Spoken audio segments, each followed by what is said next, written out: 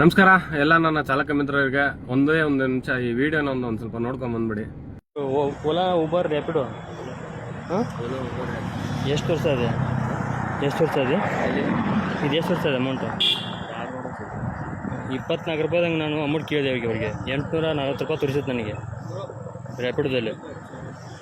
ಏನು ಈ government rate 24 ರೂಪಾಯಿ ರೇಟ್ ಐತೆ. 24 ರೂಪಾಯಿ ರೇಟ್ ನಂಗೆ ಕೇಳಿದೆ, ಆಗಲ್ಲ ಅಂತ ಹೇಳ್ತಿದ್ದಾರೆ.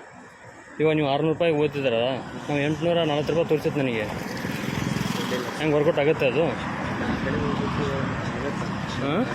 ಅದು ಹೆಂಗೆ ವರ್ಕೌಟ್ ಆಗೋದು ಗುರು? 24 ರೂಪಾಯಿ ಗೌರ್ಮೆಂಟ್ ರೇಟ್ ಇರೋದು, ಅದು ಹೆಂಗೆ ವರ್ಕೌಟ್ ಆಗುತ್ತೆ? ನೀವೆಲ್ಲ ಹಿಂಗೆಲ್ಲ ಓಡಿಸೋದು, ನಾವೆಲ್ಲ 24 ರೂಪಾಯಿ ರೇಟ್ ಕೇಳೋದು, ಹೆಂಗೆ ವರ್ಕೌಟ್ ಆಗುತ್ತೆ ಹೇಳಿ?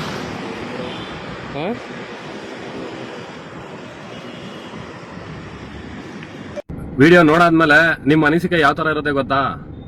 ಇವನು ಡ್ರೈವರೇ ಅಲ್ಲ, ಇಂಥವನ್ನ ಮಗನ ಓಡಿಸ್ರಿ, ಇಂಥ ನಾನಾ ಒಂದು ರೀತಿ ಕಮೆಂಟ್ಗಳು ಬರುತ್ತೆ. ನನ್ನ ಅಭಿಪ್ರಾಯ ಏನು ಗೊತ್ತಾ, ಈ ಕಮೆಂಟ್ಗಳೆಲ್ಲ ಹೊರತು ಅವನಿಗೆ ಫಸ್ಟ್ ಆ ಮಾಹಿತಿ ಗೊತ್ತಿದೆಯಾ ತಿಳ್ಕೊಳ್ಳಿ. ಅವನಿಗೆ ಈ ಮೀಟರ್ ಕಾನ್ಸೆಪ್ಟ್ ಬಗ್ಗೆ ಆಗಲಿ, ಗೌರ್ಮೆಂಟ್ ಸರ್ಕಾರಿ ರೇಟ್ ಕೊಟ್ಟಿರೋದಾಗಲಿ, ಅವ್ನು ಕಳ್ಕೊಂತ ಇರೋದು, ಅವ್ನಿಗೆ ಎಷ್ಟು ಬರಬೇಕು ದುಡ್ಡು, ಈ ಥರ ಮಾಹಿತಿಗಳನ್ನ ಯಾರ್ಯಾರು ಈ ಥರ ಎಲ್ಲ ನೋಡ್ತೀರ ಡ್ರೈವರ್ಗಳನ್ನ, ಅವ್ರುಗಳಿಗೆ ದಯವಿಟ್ಟು ತಿಳಿದವರು ಮಾಹಿತಿಗಳನ್ನ ಕೊಡ್ರಿ. ಮೀಟರ್ ಕಾನ್ಸೆಪ್ಟ್ ಅಂದ್ರೆ ಏನು, ಮೀಟರ್ ಕಾನ್ಸೆಪ್ಟ್ ಅಲ್ಲಿ ಓಡಿಸಿದ್ರೆ ಏನಾಗುತ್ತೆ, ಮೀಟರ್ ಕಾನ್ಸೆಪ್ಟ್ ಇಂದ ನಮ್ಗೇನು ಲಾಭ, ಯಾವ ತರ ಅದನ್ನ ಡ್ಯೂಟಿ ಮಾಡ್ಕೊಬೇಕು, ದಯವಿಟ್ಟು ಈ ಮಾಹಿತಿಗಳನ್ನ ಎಲ್ಲರ ಹತ್ರನೂ ಹಂಚ್ಕೊಳ್ಳಿ. ಮಾಹಿತಿ ಒಬ್ಬರಿಗೆ ಸೀಮಿತ ಅಲ್ಲ, ಅದು ಎಲ್ಲರಿಗೂ ಸೇರ್ಬೇಕಾಗಿರೋದು. ದಯವಿಟ್ಟು ಇದನ್ನ ಬೇರೆ ರೀತಿ ತಗೊಂಡೋಗ್ತೀರಾ, ಆ ಡ್ರೈವರ್ಗೆ ಅದ್ರ ಬಗ್ಗೆ ಅರಿವಿಲ್ಲ ಅಂತ ಹೇಳಿದ್ಮೇಲೆ ಆ ಅರಿವನ್ನ ಮೂಡಿಸೋ ಕೆಲಸ ಯಾರಿಗೆ ಗೊತ್ತಿದೆಯೋ, ಯಾರಿಗೆ ಅದ್ರ ಬಗ್ಗೆ ವಿಚಾರ ಗೊತ್ತಿದೆಯೋ ತಿಳಿಸುವಂತ ವಿಚಾರಗಳು ಮಾಡಿ.